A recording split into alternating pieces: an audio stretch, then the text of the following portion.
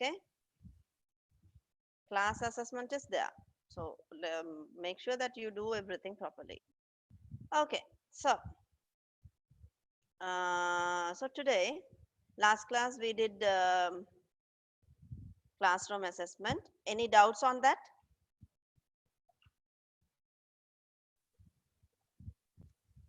No, miss.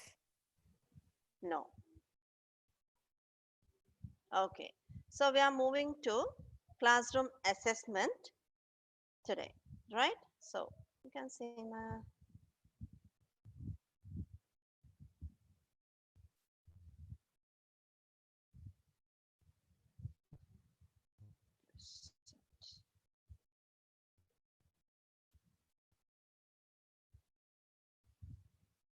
okay, examination, assessment, or evaluation, right? So evaluation, first of all, let me explain you. Evaluation and assessment both are almost same, but there are small differences. Okay, which I will explain in this thing. But examination assessment is the main thing that we have to check on, right? Okay, so examination assessments. What type of assessment that you do in your classes?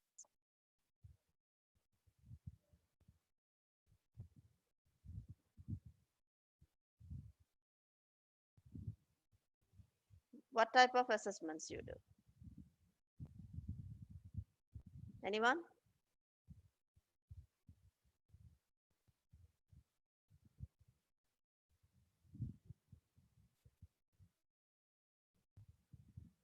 What is assessment actually?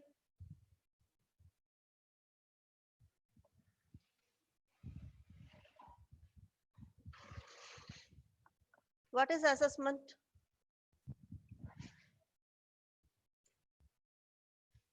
Are you all there?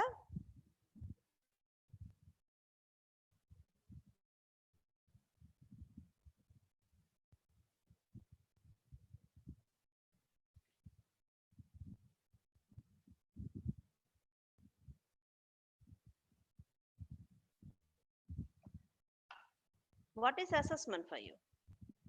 What do you know about assessment? You have to talk. Evaluating or assessing something or someone. Evaluating. Assessing or judging something or someone. Okay, cool. That is one answer. I take it. What else? Any kind of educational works Kind of educational work. like Uh-huh. projects. Okay. Opinion kind of analysis. Sorry. Opinion. Opinion or analysis. Okay. Opinion of analysis. Okay.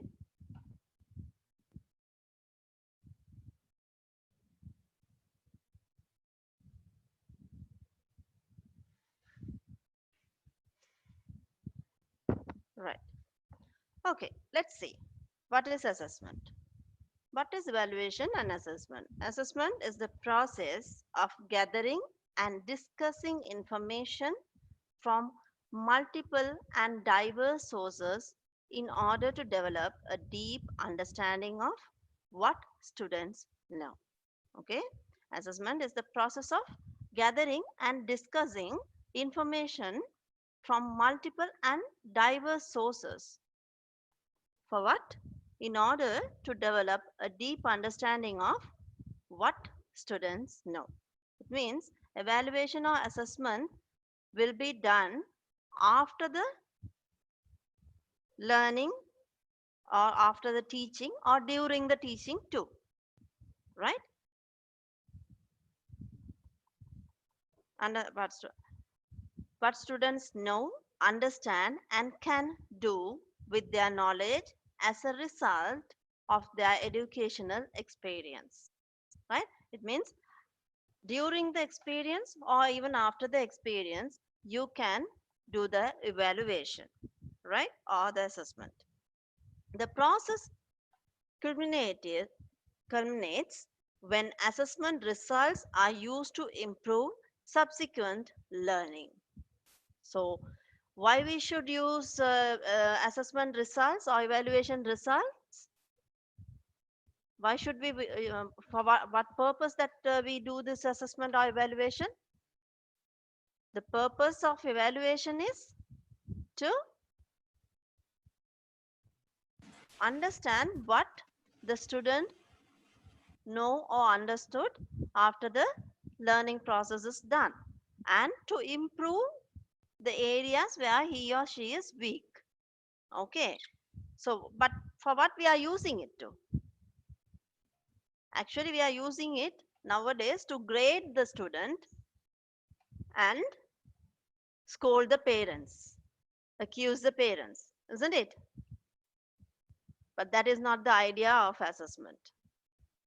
All those activities undertaken by teachers and by their students in assessing themselves, which provides information to be used as feedback to modify the teaching and learning activities in which they are engaged.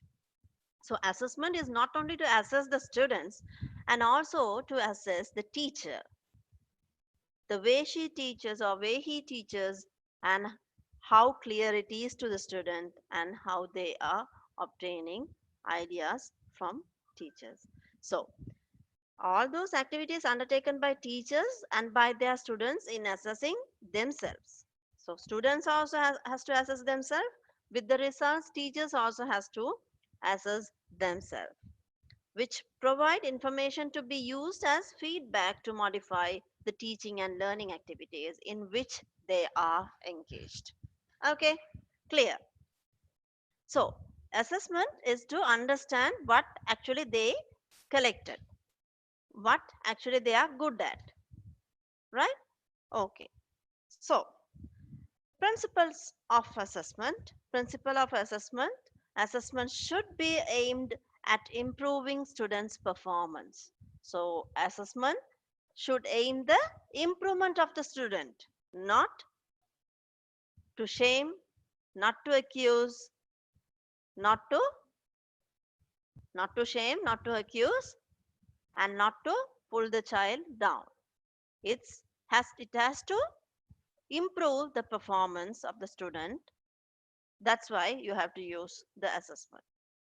Assessment should be based on an understanding of how students learn. Assessment should be based on an understanding of how students learn. Okay. So assessment, you can't just have a standardized paper for all the students. It means all the schools. Okay. It's it should be based on the understanding of how students learn. Now, that is pretty difficult to follow this principle in our system because we all have written exams as final thing. But formative way, okay, it will come later on. You can use some other assessments during the session is going on. Okay, so assessment should be an integral component of course design and not something to add afterwards. Assessment should be an integral component design, of course, design, and not something to add afterwards. So, when you are teaching, everything has to be designed in the course. After the assessment, when you come to know that they doesn't know, you can't add something else, right? Good assessment provides useful information to report credibility to parents on students' achievement. Good assessment provide useful information to report credibility to parents on students' achievement. But here in schools, everyone is result oriented. So everybody try to push the students and parents by accusing, by scolding, or by punishing, and all these things. Right? So that shouldn't be the way. It should provide information to the parent what actually the student going through. Okay, and good assessment require clarity of purpose, goals, standards, and criteria.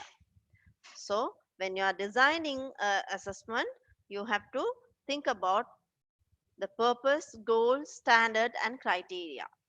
Good assessment requires a variety of measures. So, you have to use variety of measures to do a assessment. Assessment methods used should be valid, reliable, and consistent. So, assessment methods, whatever the assessment methods that you are using, should be a valid method and a reliable method and consistent. Okay, assessment requires attention to outcomes and processes. Assessment requires attention to outcomes and processes. So, how it happens and what is the outcome, you have to give attention to those things. Assessment works best when it is ongoing rather than episodic. Assessment works best when it is ongoing rather than episodic. So, what they try to say is formative assessment is more fruitful than summative. Okay, you will learn what is formative assessment and summative assessment. Sorry. Assessment for improved performance involved feedback and reflection. Assessment for improved performance involves feedback and reflection. What is reflection? You have to reflect and show what actually the assessment method means. So it has to improve the performance, which has to have a feedback and a reflection. Okay, any questions on this?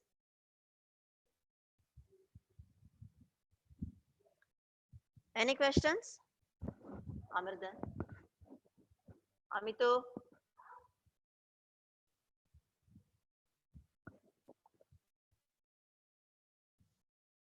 Okay. The role of assessment.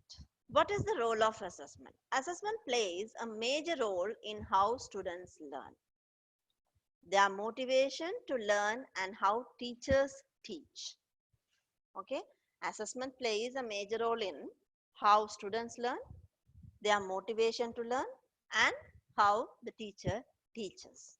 So just don't think the assessment is for students. No, assessment is actually for the teacher too, to see how good teacher, how good that she has taught in the classroom, right? So that's why I'm always worried about questions. Okay, that's why I always ask, if you have any questions, ask me, because I want to be an effective teacher. I want to clear out all the problems, all the doubts that you have. If I don't know, I will find it out. But you should be able to prepare to ask questions. Okay, don't hesitate. That can be a silly question, but it's okay. Right? If you have a question, you have to ask, because we all are here to learn, including me. Okay, day by day, when I'm doing certain things, I also learn. So learning never stops.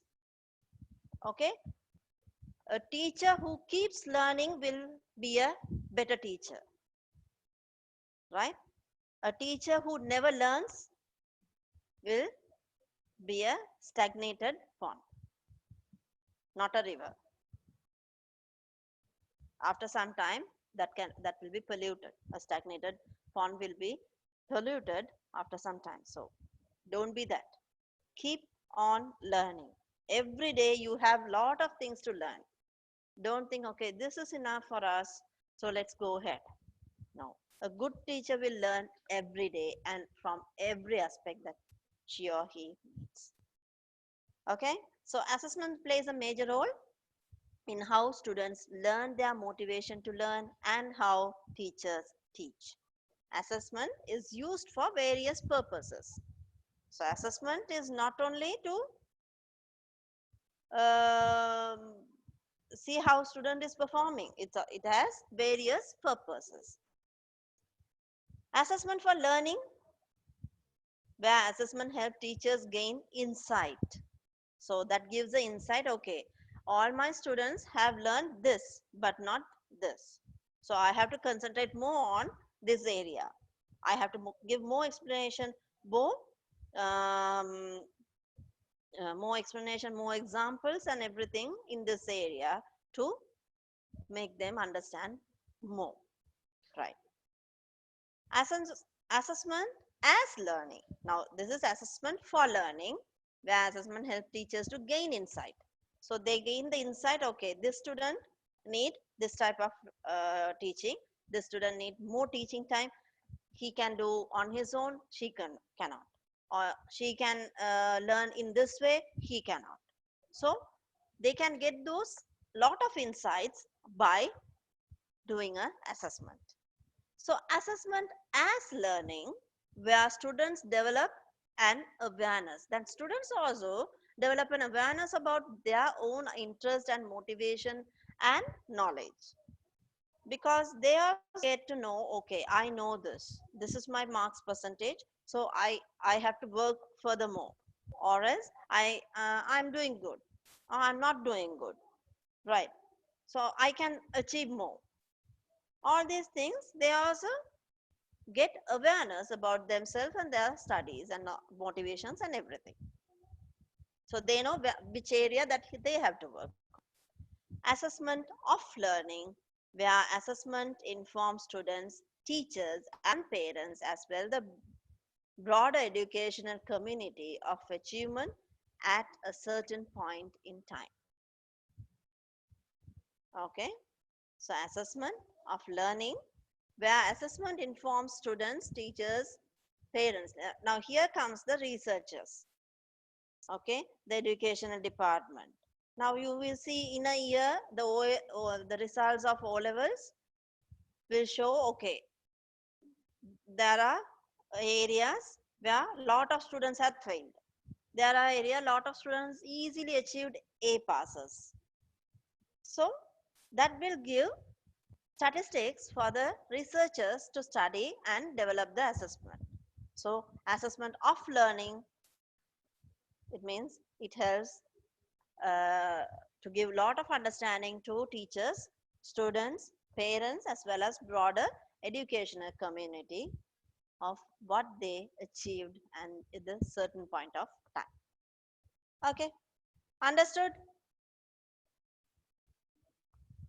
Understood the role Yes, of miss. assessment? What is the role that assessment plays? And principles of assessment, what are the principles an assessment should have? Clear? Is it clear? Yes, miss. Okay, cool.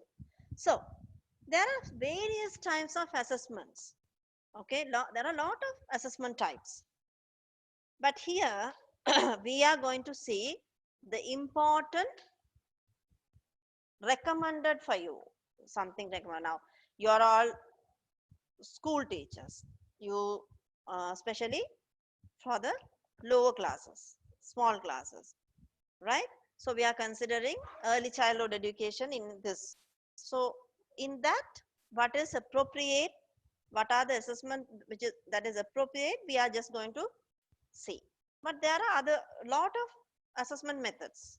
Okay, so we will just touch on those things, just have a glance, but we will study deeply about two main things, right? So types of assessment: formative assessment, summative assessment, diagnostic assessment, benchmark, or interim assessment. There are a lot, so that's why I put etc. So our important two things are, two assessment types are formative assessment and summative assessment.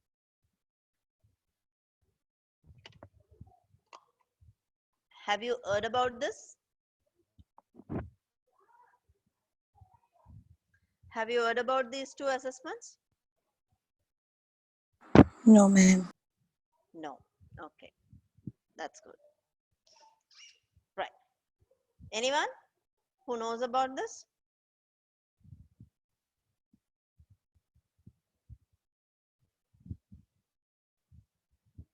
No. Okay. Formative assessment. summative assessment, diagnostic assessment, benchmark or interim assessment. There are some more. Okay, there are a lot more. 9, some says 9 types of assessment and lot more. Okay.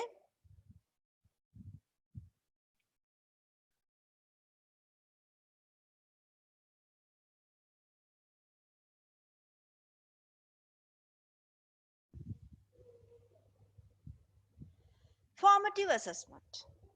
So, formative assessment is often viewed as more of a natural part of the teaching and learning process. Okay, the formative assessment is known as the natural part of the teaching and learning process. Why is that? Because formative assessment is a assessment where you do assessments like during the class, when the class is happening, the learning process is happening, we do some assessment to know, to get the idea whether they are observing, whether they understood, or whether they understood the method, or do we have to change the method, do we have to change the language, anything. So these assessments, like, okay, normally now in this class I used to ask you questions. Okay, I used to use lot of examples but in between. So that is formative assessment. I try to assess you by asking questions in between the class while the learning process is on. Okay, so this occurs in the short term, right? So it occurs in the short term. We won't wait for a long time. So even monthly exams, weekly exams, surprise exams, all these things comes under formative assessment. Okay, asking questions, group assessment, in the, like we give group test or individual test. These things are formative assessment, right? And feedback to the learner is immediate. Now, I ask someone to get up and ask the question. If they don't answer, or else if they give a wrong answer, we will say no, it's wrong. So the feedback goes immediately to the student. This is short term because it happens while the learning process is on, and it gives the feedback very immediately. The student will get the feedback. But you won't send these feedbacks every day to the parents. These feedbacks will not go to the parents, right, or the broader educational community, because this is done by the teacher to understand whether she or he is going on the right path and whether students are learning properly, right? So enable the teacher to turn on a dime. Like, okay, you ask which side, you can turn and show, okay, this is side. So it's enable the teacher to turn on the dime. They can tell you whether you are in the right path or not, whether they can change, whether they have to change the methods of teaching. So that gives the opportunity for the teacher to change the methods or change the medium or anything. Okay, so can be both formal and informal. So this can be formal in the sense, I told you, we can give monthly papers, weekly papers, surprise exams, just give 10 questions and answer in the class, then and there you tick it and give them. So those type are pretty formal, and also informal, you ask question. Or sometimes teachers used to, the dusters used to fly, no, in our classes, isn't it? How many of you all had that experience? Duster, chalk, or board markers used to fly to you. Do you all have that experience? I'm sure some of you should. We don't Always. have, but I have seen. You have seen. Okay, I that's have, a I have. very safe answer to give. Okay, I don't have, but I have seen. Good. So, but what is that? The teacher has done the assessment. on her own. Informal assessment that shows the student is not paying attention, or she or he is not getting the subject properly, or the attention has gone to some other place. To bring back the attention, to turn back the student, sometimes these non-verbal things happens, right? So that is also kind of informal assessment, and the result, the feedback. Okay, you can use it, but don't use it now. Okay, so example, a very interactive class discussion. So that's why I always ask you to talk, ask questions, at least say otherwise I don't know whether you are learning or not. So interactive class discussion, on the spot performance, a quiz, or a class test. So you, once you finish the chapter, and you prepare a quiz, and you can ask tuck rapid fire, tuck questions answers kind of thing. So you can see who is performing, who is interested, who is not interested, and those assessments can be done. Okay, some in scientific methods you can show some experiments things, and you can ask, you can do the experiments inside the class, and you can ask questions. So in that way they learn better. So all these things are formative assessments. Any questions on this?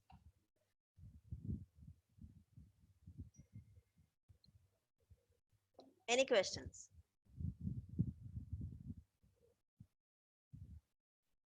Amrita? Teachers who are really teaching Yes, now. ma'am. Tanya? You are a teacher, right?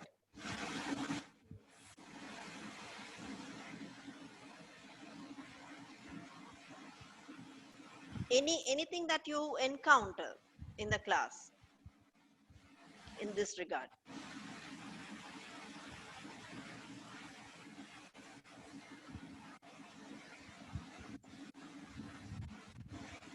Miss, your line is not clear. Line is not clear. Oh, okay, ma'am. Okay? Yeah. Okay, maybe this is too far. Right. My mic is too far, maybe. I'm using very sophisticated headset and everything, because you always complain I'm not here, we are not hearing, we are not hearing. I have to borrow it from my husband. Right. Anything that you experience in the class, formative assessment. Anyone want to share the experience? Okay, I used to use this, or I have seen people using this. Is it a formative assessment? You can ask. Anything? Tanushika?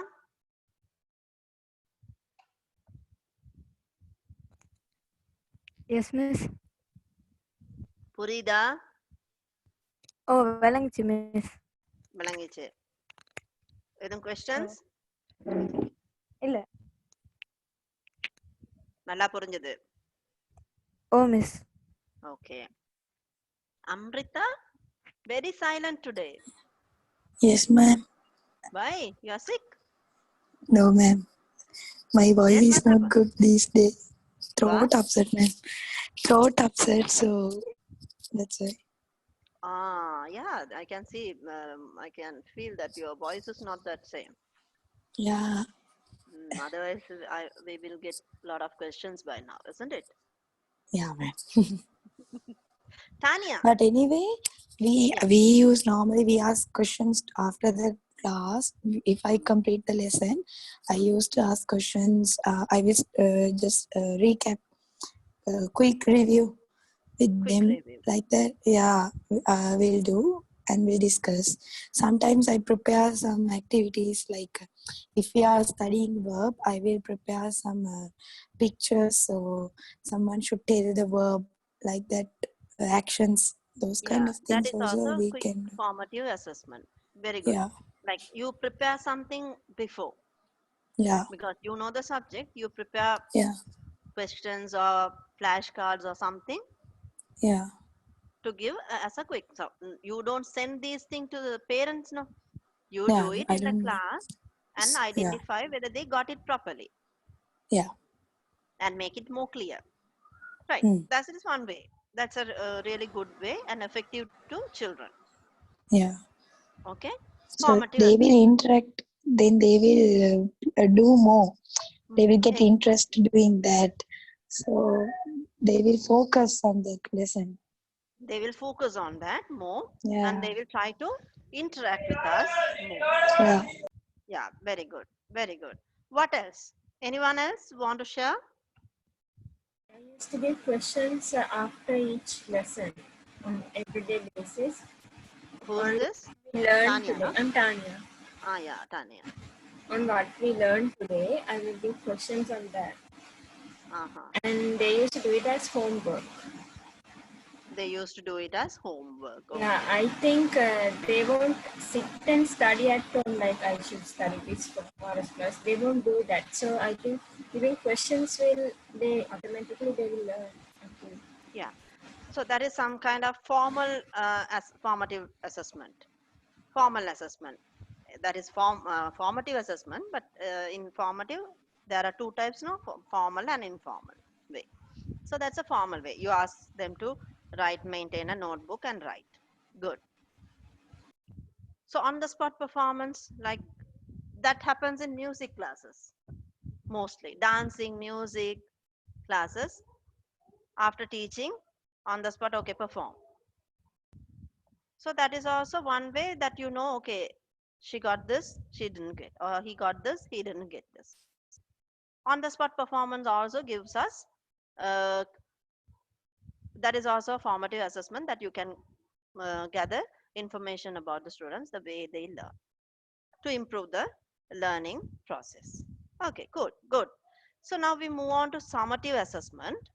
So summative assessments are used as a checkpoint at the end of the year or course to assess how much content students learned overall. So this is like term exams or annual exams or end of the course exams, final exams.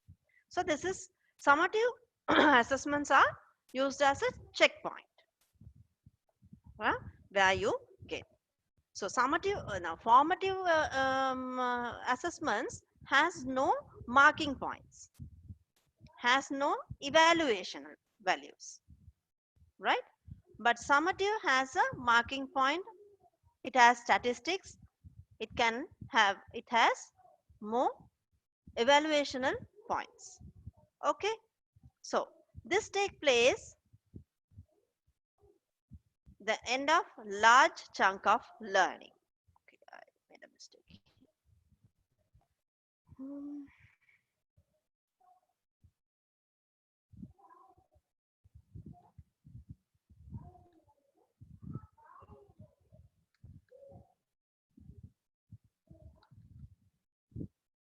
right.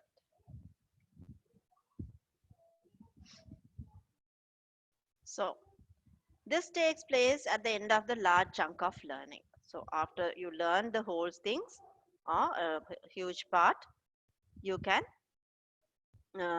we do the summative assessment. Result may take time to be returned to the students or parents. So you give exam papers, you take the papers, you do the correction, you put the grading, everything. So it takes some time. It's not on the spot. And feedback to the student is usually very limited. So the feedback will be limited to the paper. There won't be a larger, broader evaluation. It's only for the, it's limited to the paper, right? Teacher or schools can use these assessment to identify strength and weaknesses of curriculum and instruction, with improvements affecting the next year's or term students.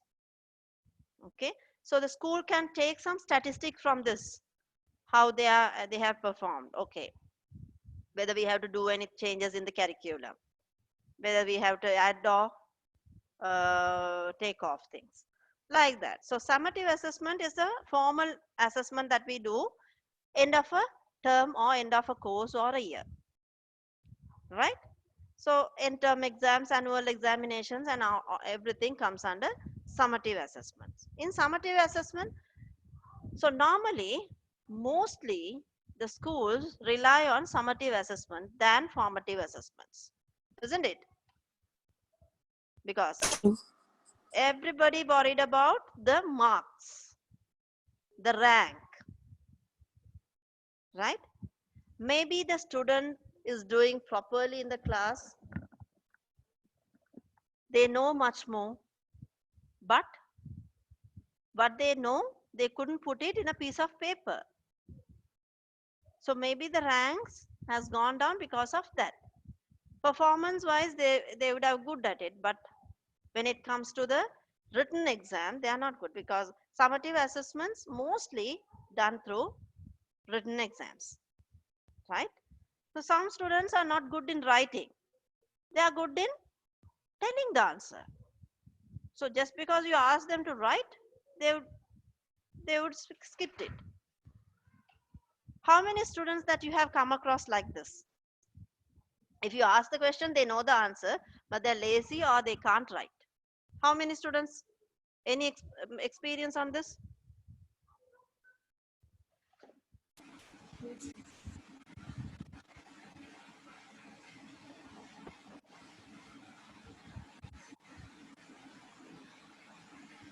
Any experience on this? Yes. Okay, I have such a student who is doing very good in class, but not good in examination, written examination. I have seen many students like that. Any experience that you would share? Even in my class, I have experienced the same thing. They are doing well in class. When I'm giving the exam paper, they won't score more. Like they are doing the class activity, they are doing their books all. But if I'm giving the paper with a different kind of questions, but same thing, different way, they don't know to answer.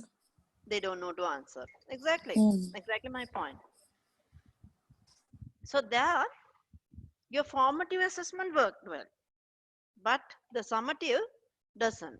So you have to work something more on their writing skills or their understand logical thinking skills has to be improved because they can understand what you said in the classroom and they can follow only that.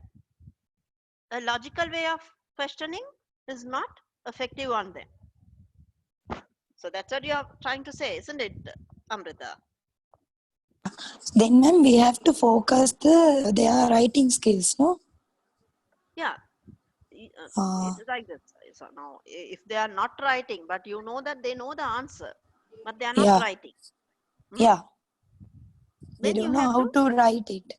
Then we yeah, have you to have to focus on their guide writing them. skills. Hmm, the writing Okay, skills, ma'am. the logical thinking part. Hmm? Okay, Now, sometimes okay. it happens in mathematics mostly. Okay, they can answer 1 plus 1, 2. That's easy. 10 plus 10, 20. They can answer. But if you ask like, okay, I have 10 mangoes and another person gave me 5 and another person gave me 5. So how many that I have? Now they have to think in a different way. Now just numerics become mangoes now. So that is, we have put a logic there. So they can, the pure maths is there, but the applied is not there. Applied maths, when they have to apply what they have studied, they couldn't do that. So the application you have to use. You have to make them think logically, right? You have to work on their logical thinking part. Then they will perform better in summative assessments too. Clear? Yes, ma'am. Thank you. Very good. Anyone else? Miss, Yeah. in IT, I have a student, Joel. She is not good at class, but in exam, he is only get higher scores. How is it, Miss? I didn't get it. In my IT class, IDM, the student is called Joel. He is not good at in class and not writing. Even 2 hours, he is writing only one line only. But in exams, he only get higher score when compared to others. So he is not performing good in the class, but Yeah, he is good at exams. That's what you exams. are trying to say. Yeah, Huh? yeah, Miss. This is Sangavi, no? Yeah, Miss. Okay.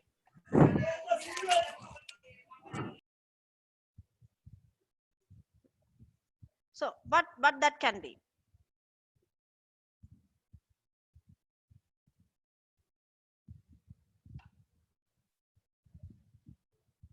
The student can have a listening power more than writing and all. He's More than writing. observing. He's observing what is teaching, Mhm. so that's why he can perform. In my view, I'm telling. Come again, Amrita. No, he's not writing like a paragraph and all, but he is doing well means he is observing, he is listening well what she is teaching. So he is taking the knowledge without writing and all. So he has a very good memory power.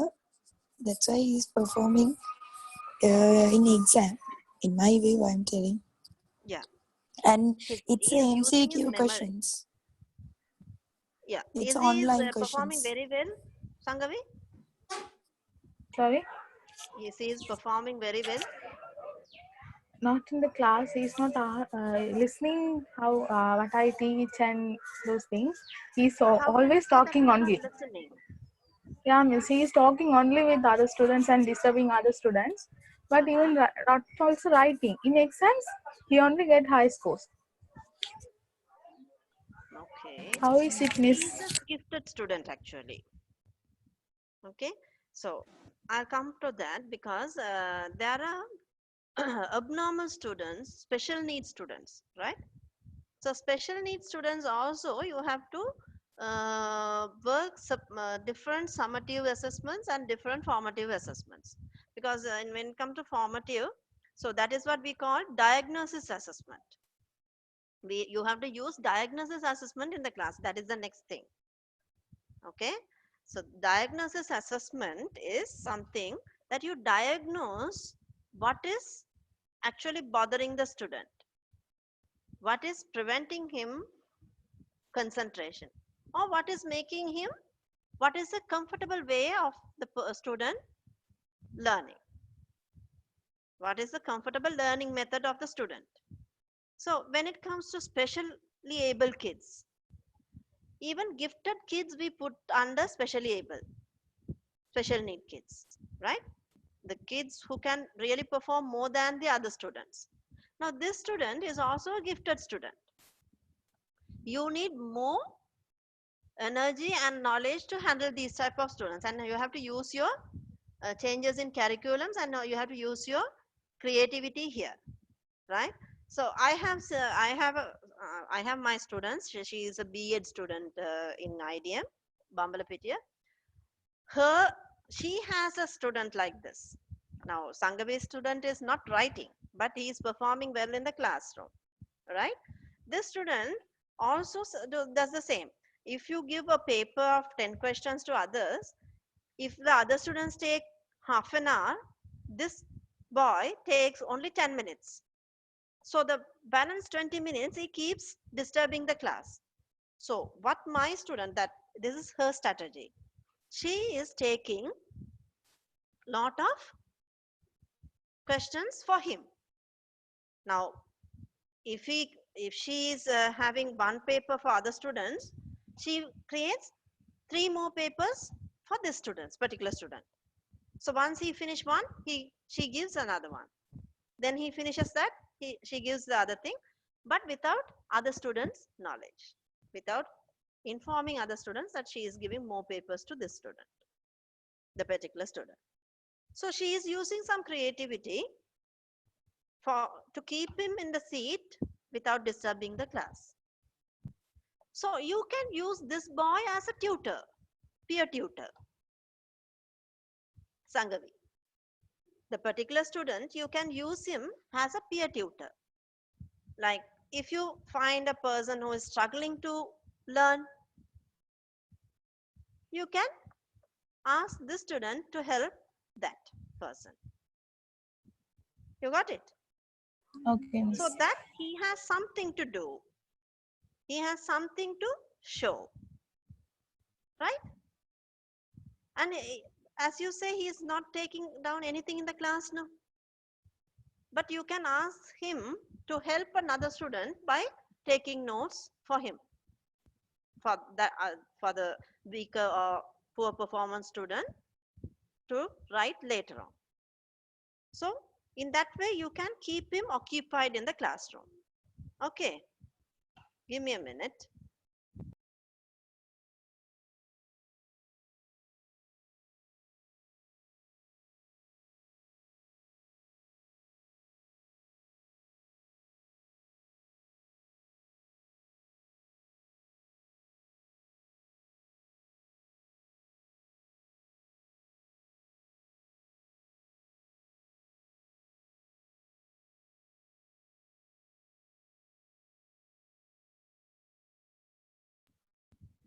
Okay, you got it? Yeah, Miss.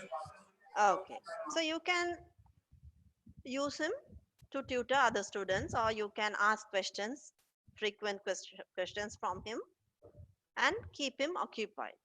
So he knows that he is taken care of, right? So he has to answer, so he will. Or sometimes he will be happy to help others, right? And he will make more friends, and you can improve your class performance too, right? Good. Okay, okay. Anything? Anything else? No, ma'am. Okay. So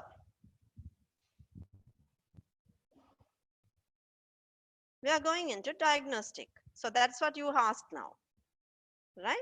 So this testing is used to diagnose what skills a student has demonstrated proficiency on, right? So you can diagnose the proficiency of a student's skills. What are the skills that they are having? So you can diagnose by the assessment, diagnosis assessment, right? Diagnostic testings often measure for students misconceptions or where students are in stages along a progression, such as by grade level of concepts or skills. Now you can diagnose a person's grade level by looking at the grade. Okay, last time the student was in this grade, and this time he has dropped or he has increased. So whether he is progressing or not. What is the reason? So here this assessment will sometimes mostly give you to look at the student's psychological perspective as well.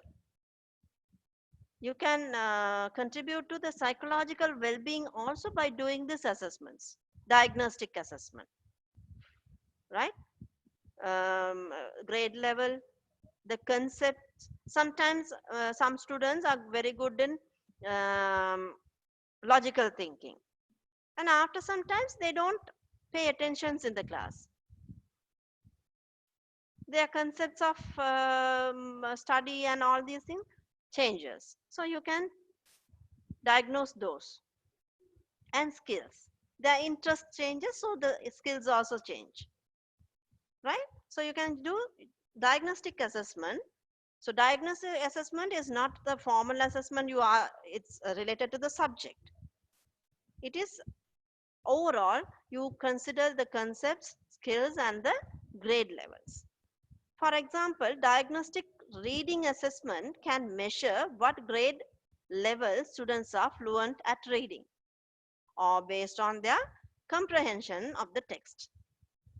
Now, when when the student is reading, if you see that he or she is reading uh, properly than the previous time or poorly than the previous time, you can diagnose certain things and you can measure what is the grade level and fluency.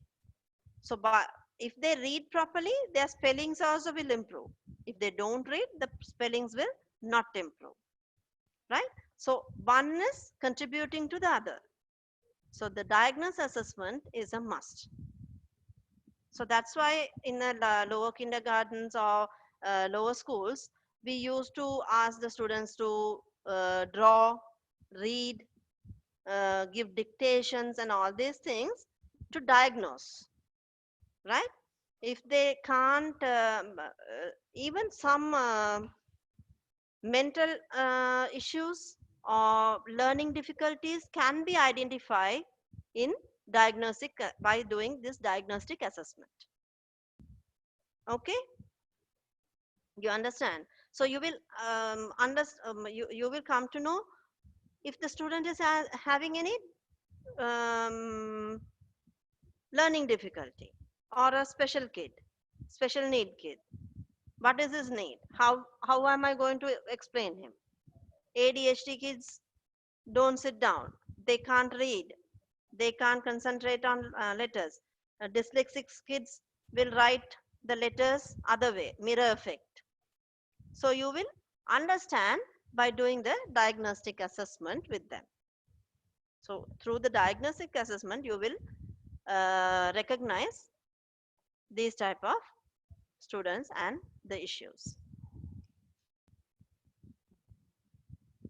Okay, any questions?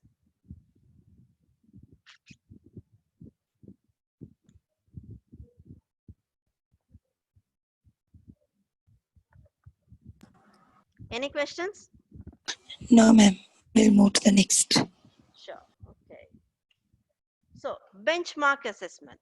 So these are not there in your syllabus or anything. I'm just giving you. So don't worry about diagnostic benchmark inquiry and all these things. Okay.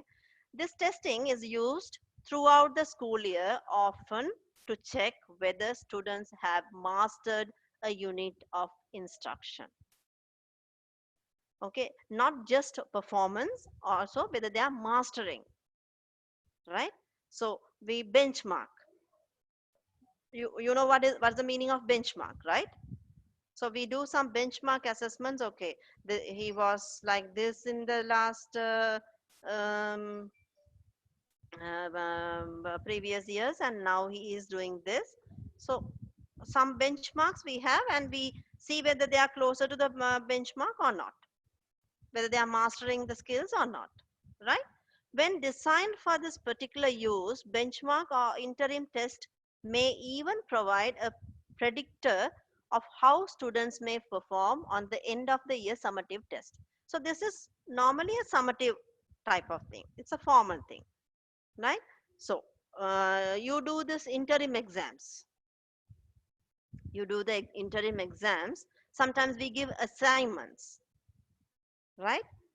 To see whether they have um, achieving any mastery levels in the class, right? So when designed for this particular use, benchmark or interim test may even provide a prediction of how students may perform on the end of the year.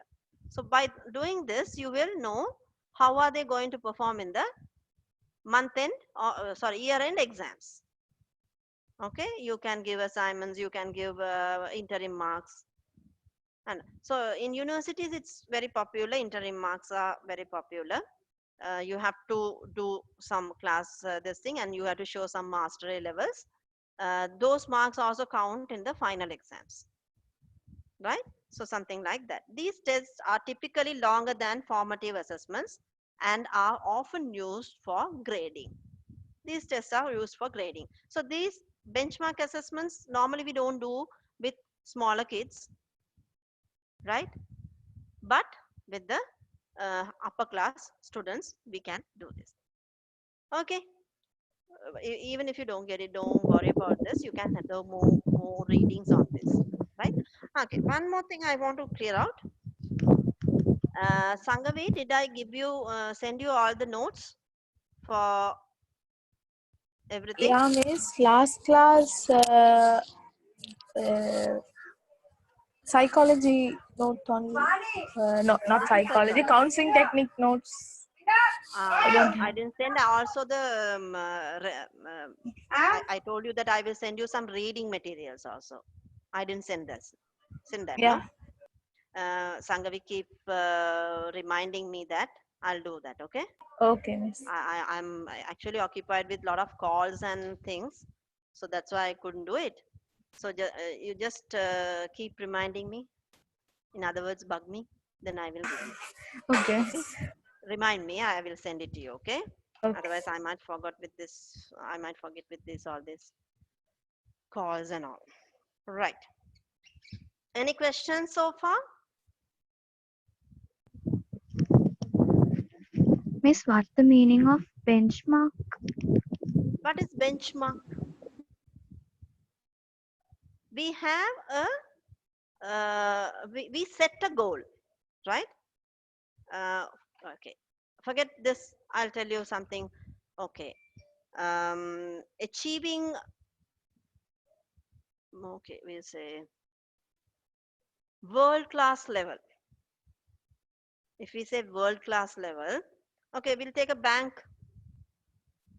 Okay, they do something in investments. They do something very effectively. They give better benefits to our some customers, and they set a benchmark.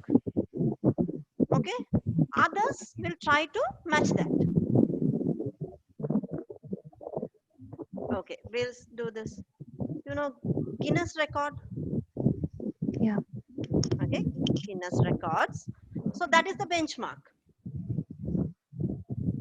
We'll say somebody has climbed Everest. Okay, not Everest. Something. Somebody does some difficult things. Okay, we'll say someone had um, um, walked backwards for 100 kilometers. Now that is the benchmark. That is a record. To break that, the other person has to walk at, at least to match that. You have to walk backwards 100 kilometers. Or to set another benchmark, you have to, or break the record, you have to walk at least 101 kilometer, isn't it? Yeah. Yeah. So this 100 kilometers is the benchmark.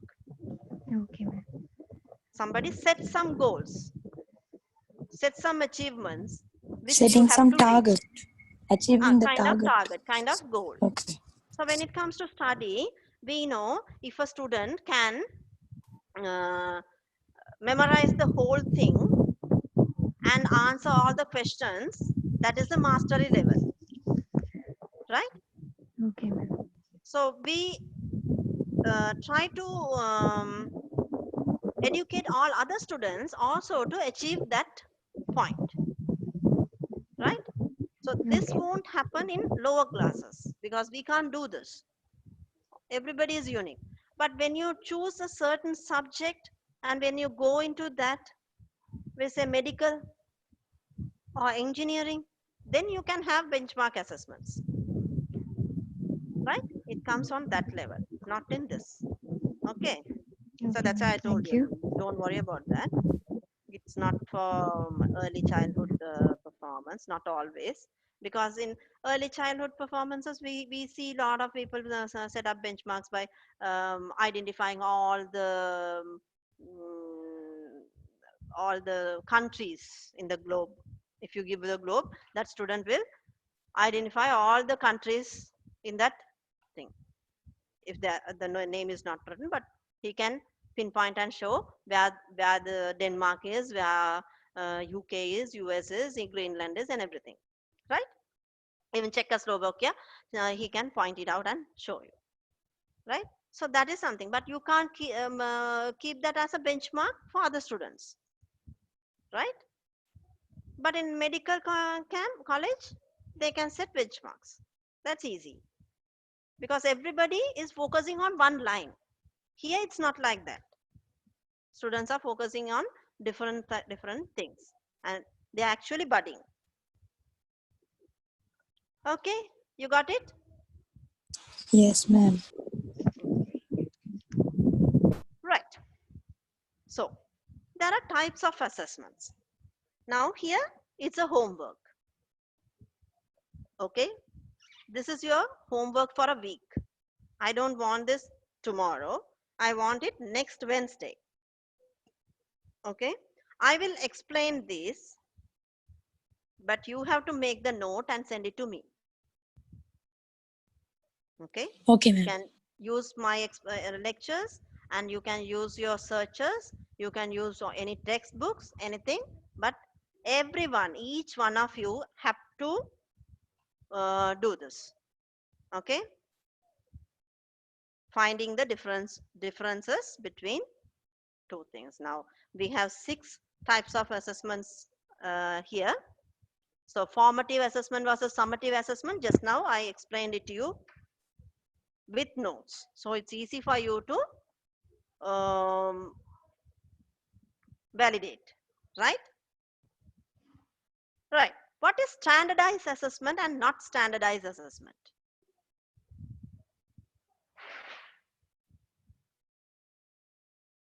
Standardized assessments are the assessments which comes under summative, like um, class examinations, assignment examinations, and everything, which has a proper marking system,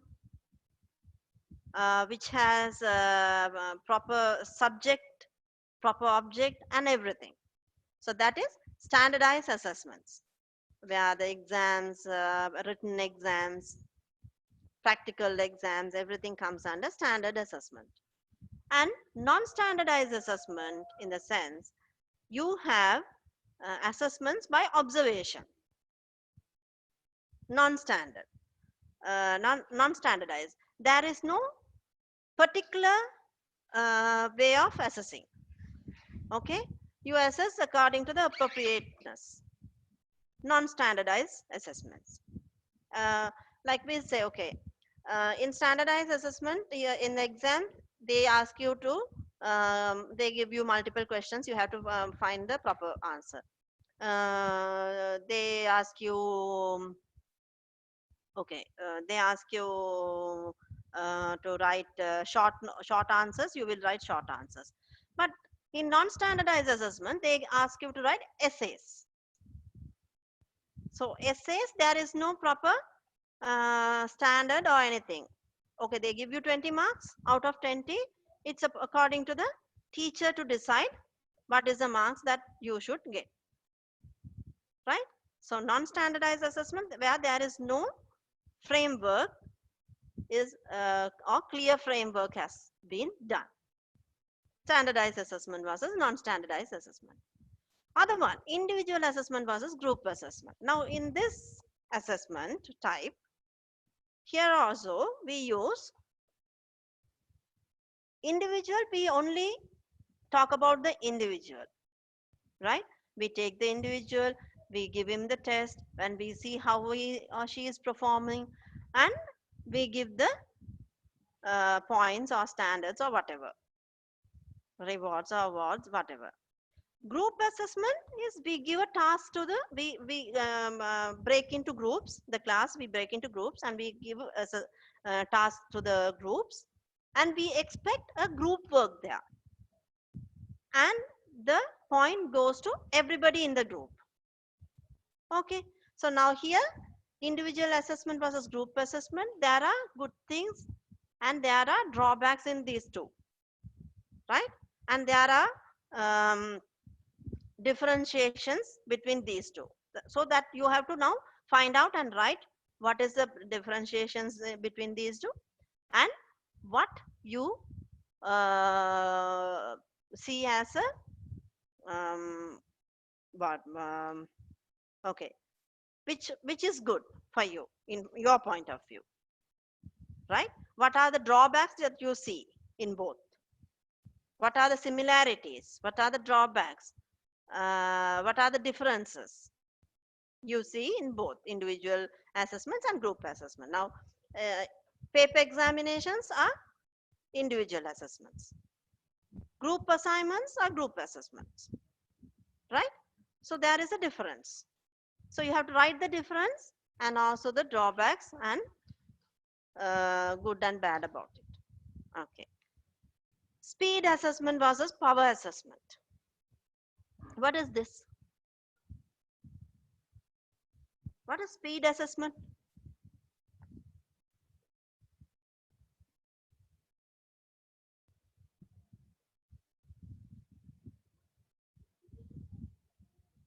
Now, there are students who can answer fast. But if you ask the student to write an essay on it, they can't. But some students, they can't just answer in the class fast. But if you ask them to write an essay on it, they will do a best job. Right? So speed assessment versus power assessment. Some students will perform in speed, some students will perform in power. It means the quantity and quality. Okay? Sometimes quantity is important, sometimes quality is important, sometimes both are important. Right? So speed assessment versus power assessment, you have to find out and give. Right. Verbal assessment versus non-verbal assessment. Now, I gave you a classic examination example for non-verbal assessment, right? Teacher assesses you in the class by looking at you, by observing you that you are not paying attention, and she grabbed your attention by doing something or throwing or shouting your name or calling you or asking you a question, something.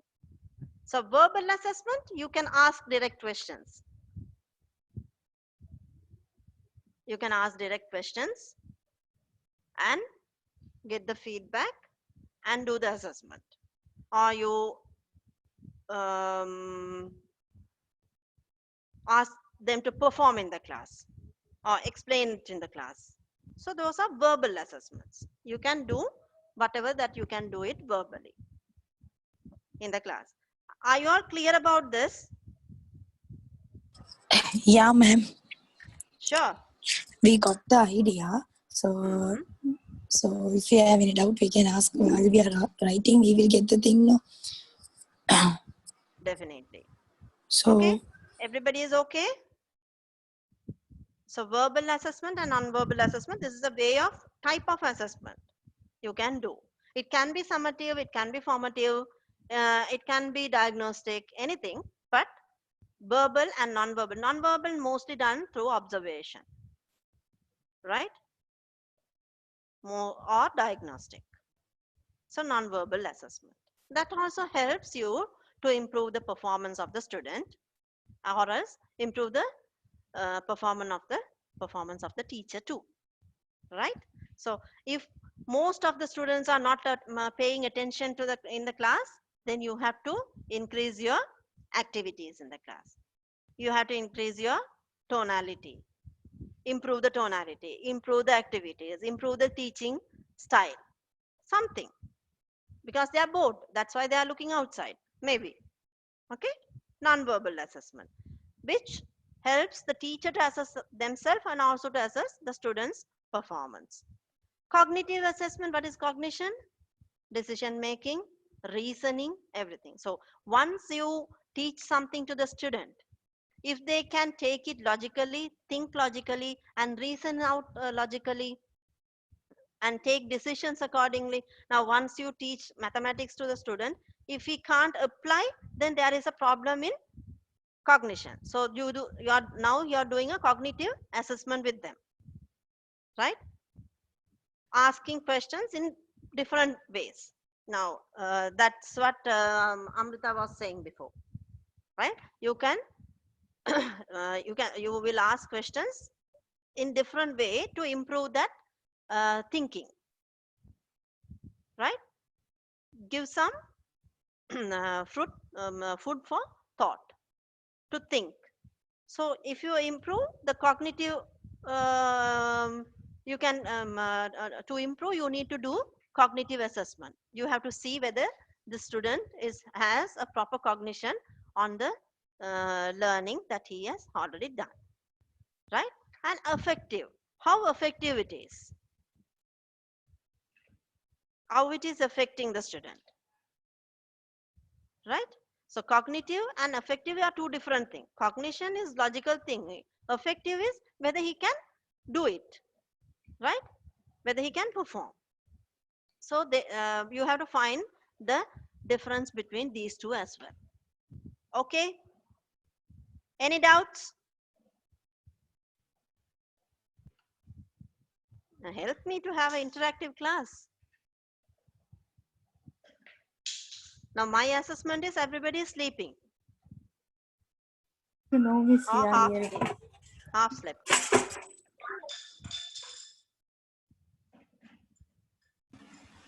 Ma'am, I have a doubt. Yeah, go ahead. What's the difference between non-standardized assessment and non-verbal assessment? What is the difference between non-standardized assessment and non-verbal assessment? That's your answer. That's your question. Yes.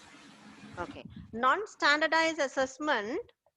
Now we'll say, I told you, no, even asking them to write an essay is also a non-standardized assessment. But non-verbal assessment is purely depends on the observation of the students' performance in the class. That's our decision, right? That is your duty, Okay. right? Non-standardized assessment, where student also involved. Even non-verbal assessment, the student involved, right? But without student's knowledge. But here, student knows that he is writing something to prove himself, right? So that is non-standardized. But marking is in your hand. There is no framework for that. So standardized, they have a framework. They have a marking system, scoring system. Non-standardized, it's now standardized and not standardized, basically based on the scoring system. Where this has a system, this doesn't have a system. Here, verbal and non-verbal, that doesn't include any scoring systems. Here we are not talking about any scoring systems. We are talking about observations. You understand? Yes, ma'am. Right. Cool. Okay. So, before ending the class, right? I want to tell a story to you. How many of you all want to listen to a story? I won't listen. I want. Yes. Who else? I won't miss. Miss, I also want. Right, cool. So here, the story of an animal school, right? So once upon a time, the animals decided they must do something to meet the problems of a new world, right?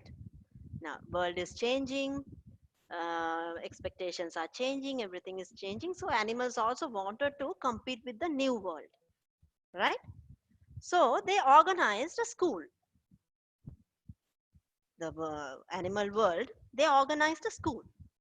Okay, they had adapted an activity curriculum consisting of running, climbing, swimming, and flying. So animals as only those things now, Yeah. right? Running, climbing, swimming, and flying. So those are the things which is included in the curriculum.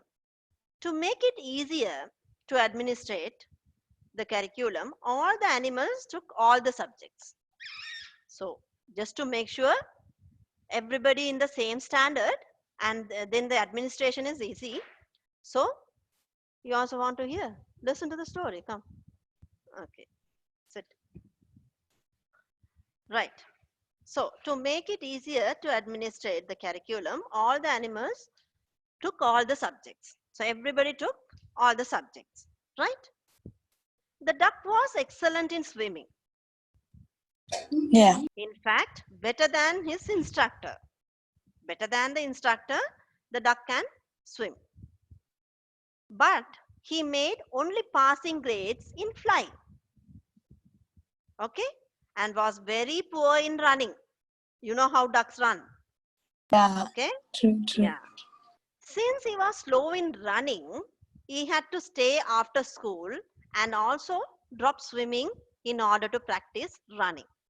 Because he is not good in running, the instructor asked him to stay after school to practice running. Okay? But he is excellent in swimming. Right?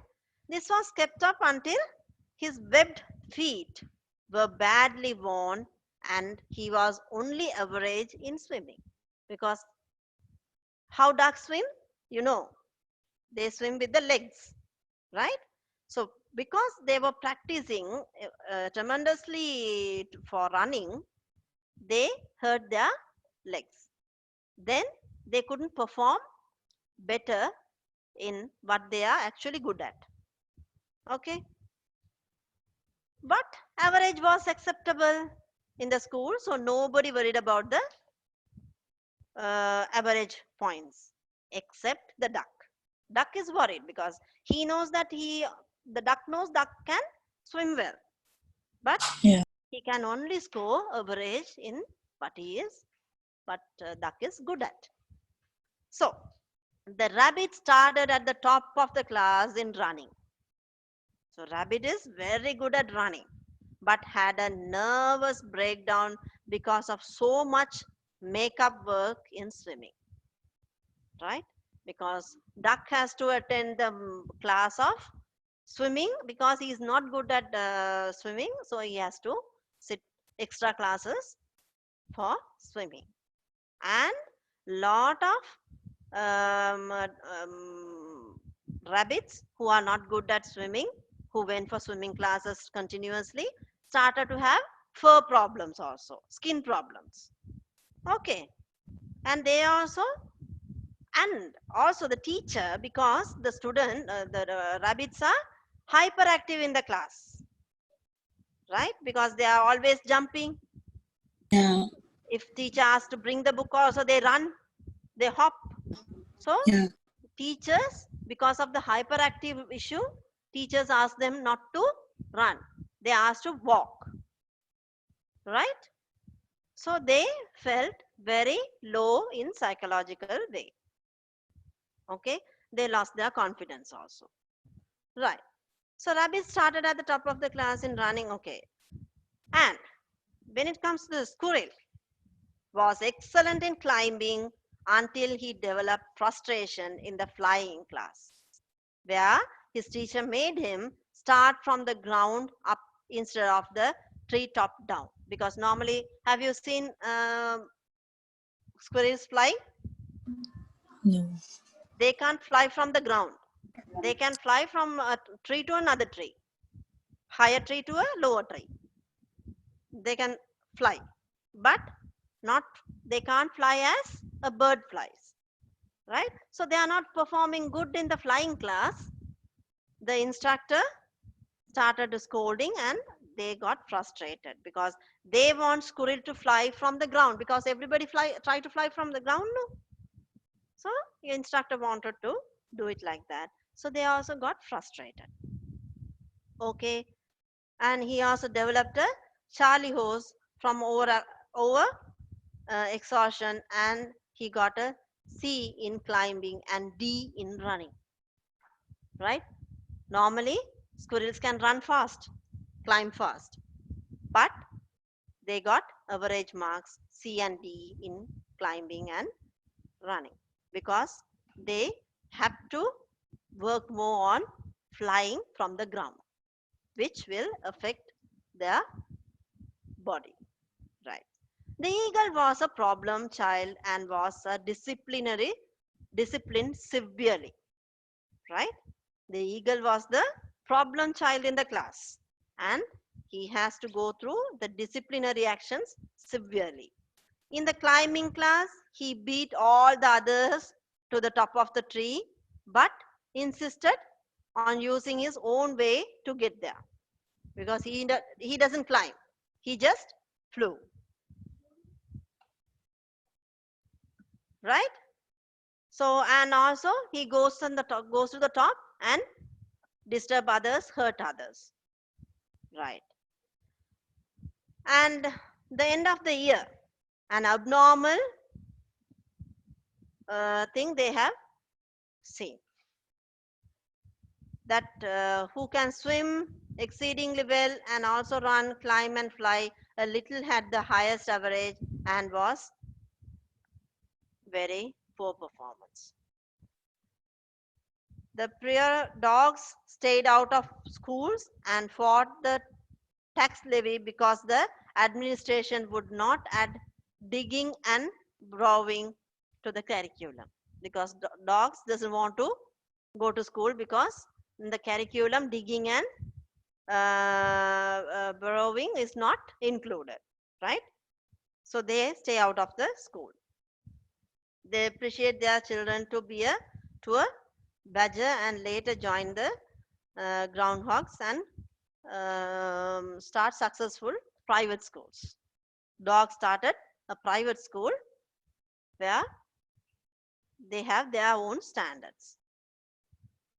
Okay, what is the moral that you got from the story? What did you get? So end of the year, those who everybody achieved only average, nobody is excellent, right? So that is the story of the animal school. What did you get?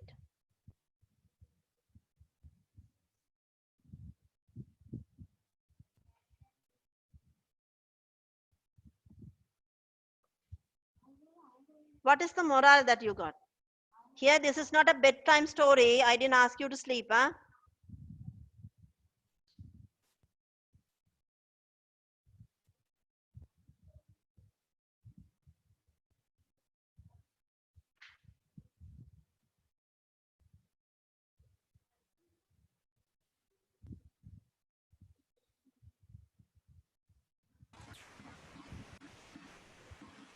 What is the moral that you got? Anything you understood in the story?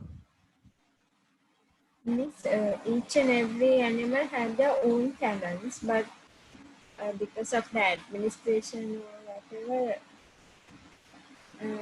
Because of the administration purposes, they ask everyone to take all the subjects. Is that the student's problem? no, no. No. Whose problem is that? Admin. You will find lot of different type of animals in the class, in your class. Isn't it your class? Just imagine. Hmm? Don't you ask all the students who is running around to sit, rather sending them to the grounds and making them good athletes?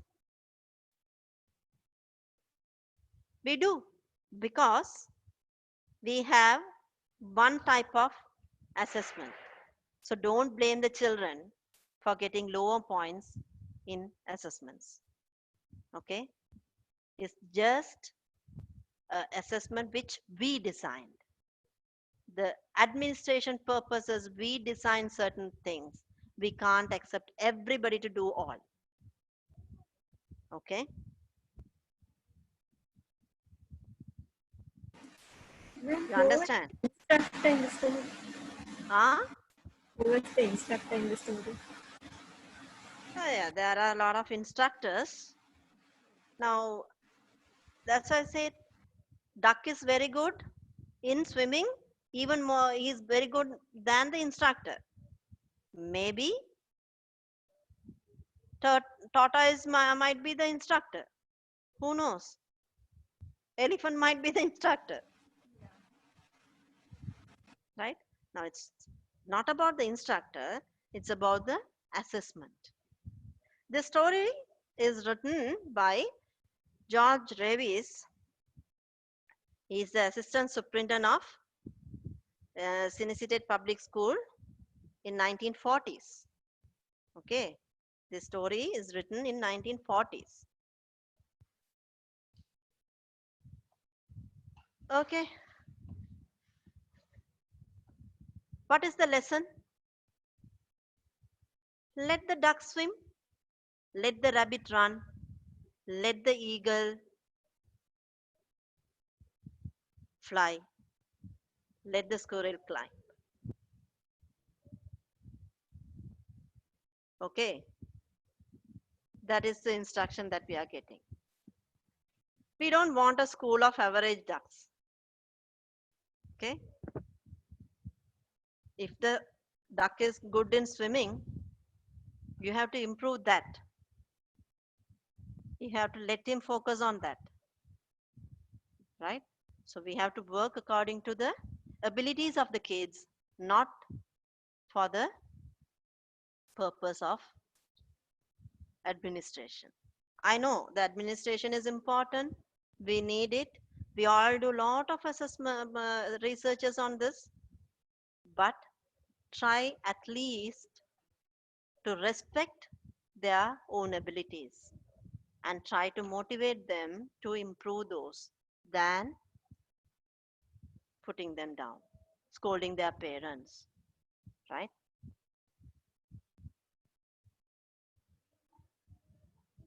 You understand?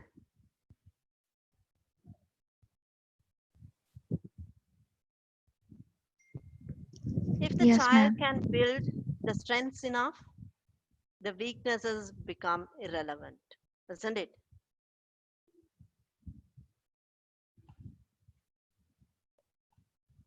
You understand? So, when you are becoming a teacher, yes, assessment is important. Yes, everybody taking a good mark is important. Your grades are important. Okay, but still, we can respect their abilities. We can show the path. We can guide them through the paths that they are good at. Okay, so motivate them to do that.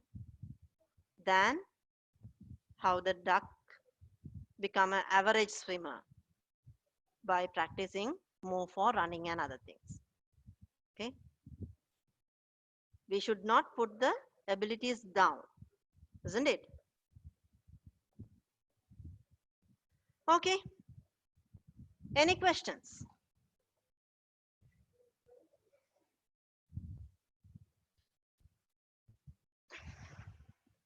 Any questions?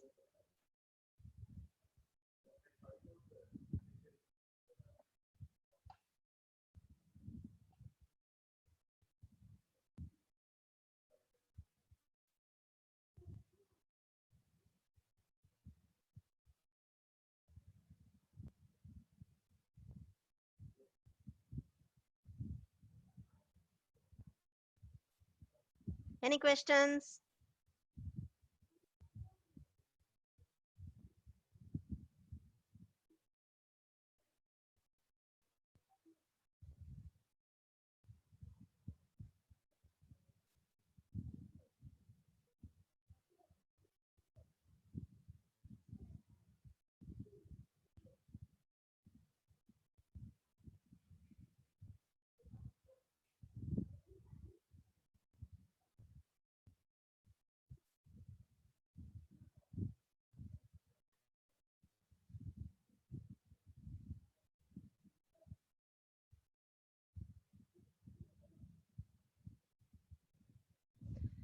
Okay, so that's all for today.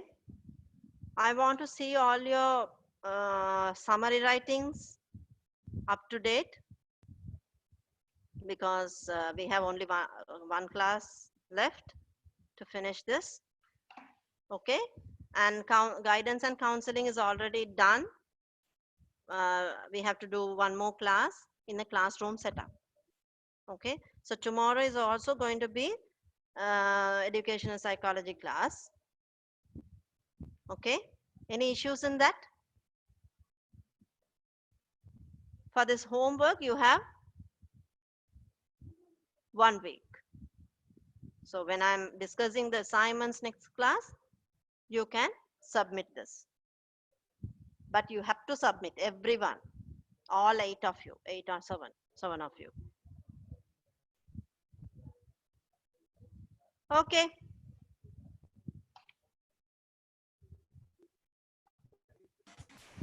Right. Any questions?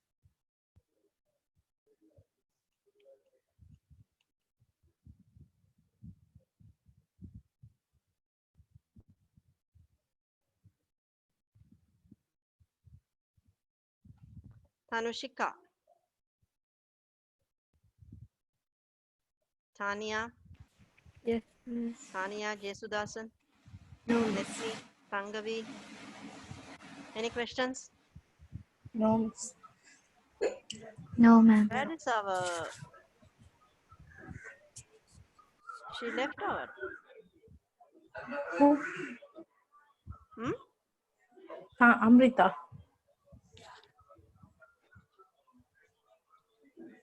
She left. Okay, Netmi, you didn't attend the last class.